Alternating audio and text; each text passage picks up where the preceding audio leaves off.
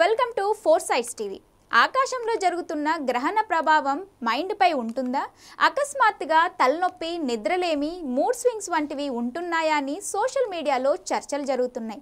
అంతకు ముందెన్నడూ లేని కేవలం గ్రహణ సమయంలోనే తలెత్తే స్వల్పకాలిక అనారోగ్యాలనే ఎక్లిప్స్ సిక్నెస్గా పిలుస్తున్నారు.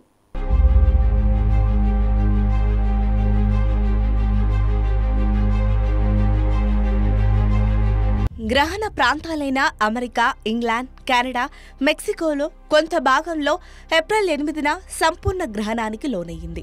అయితే అరుదుగా సంభవించే ఇలాంటి అద్భుత ఘటనలపై ఆందోళన వద్దని, వాటిని చూసి ఆనందించాలని సోషల్ మీడియాలో చాలామంది సజెస్ట్ చేశారు.